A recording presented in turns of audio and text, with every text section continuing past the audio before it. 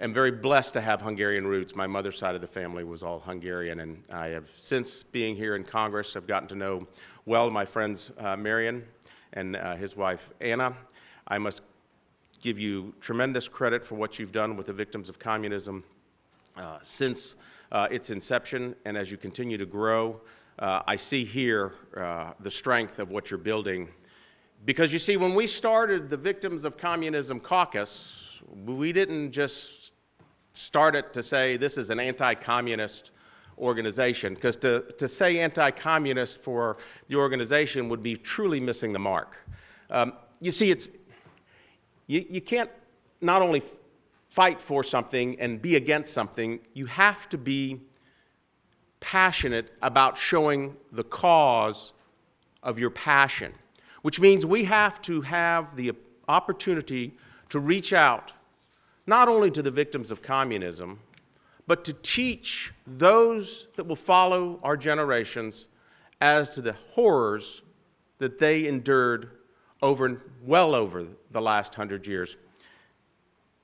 We have to present evidence of the culture of tyranny, of terror, and corruption. And you know, it was Whittaker Chambers who I think perhaps one of the greatest anti-communist, interesting story about Whittaker Chambers. I mean, a communist who turned anti-communist and who believed so passionately about communism that he eventually substituted that passion for communism for his passion for God. But he reached out and he used 5 words that every ex-communist recognizes. And he says, quote, "One night he heard screams," close quote. And then he went on to say, what communist has not heard those screams? They come from the husbands torn forever from their wives in the midnight arrests. They come from muffled from the execution cellars of the secret police, from the torture chambers of the Lubyanka, from all the citadels of terror now stretching from Berlin to Canton. They come from those freight cars loaded with men, women, and children, the enemies of the communist state, and locked in, packed in, left on remote sidings to freeze to death at the night in the Russian winter.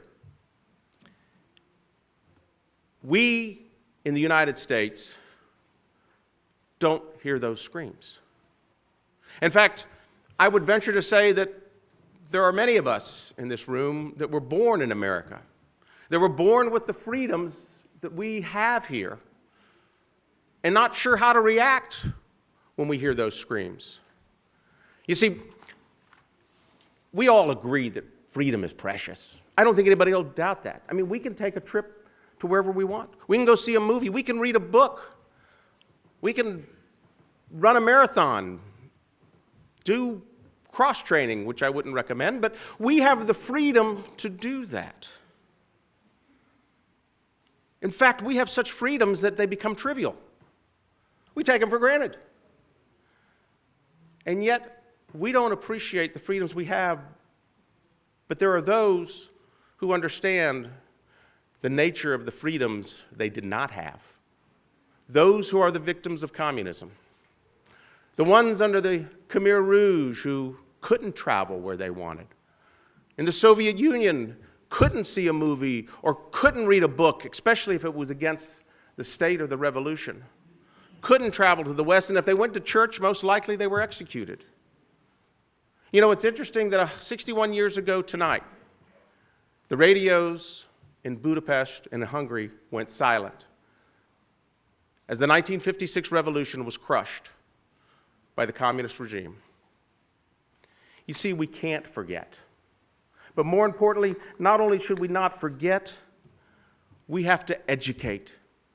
And we have to educate the next generation because the victims of communism have suffered under the yoke of the oppressive tyranny of dictators for well over 100 years.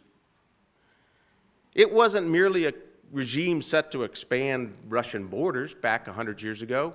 It was to change a culture, a way of thinking, the way that economies even exist. The one benefit over the last 100 years is that we've shown that it is not sustainable, that it is a failure.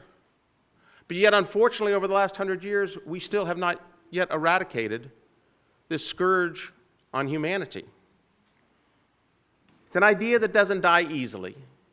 And going back to Whittaker Chambers, who said, you know, if a man's mind is on the decisive forces in the world, what need is there for God?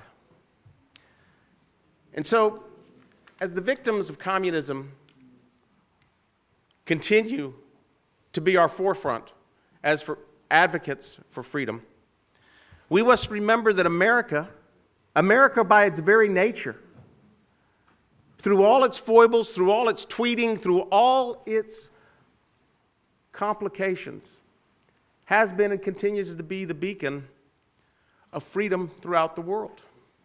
And so we need to take it upon ourselves. And when I say we, I mean, yes, us as collectively as a group, but we as members of Congress owe it to the heritage of our country to make sure that we do all that is necessary to educate all, especially those of my children's generation who didn't live when there was a wall, who don't understand what tyranny really is.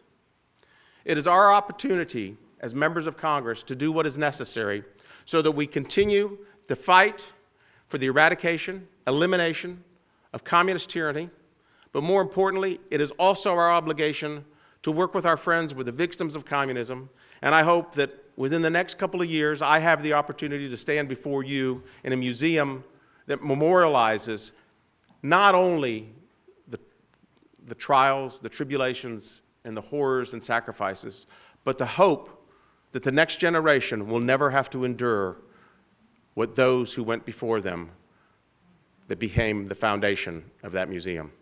And so with that, I thank you for the opportunity to be here.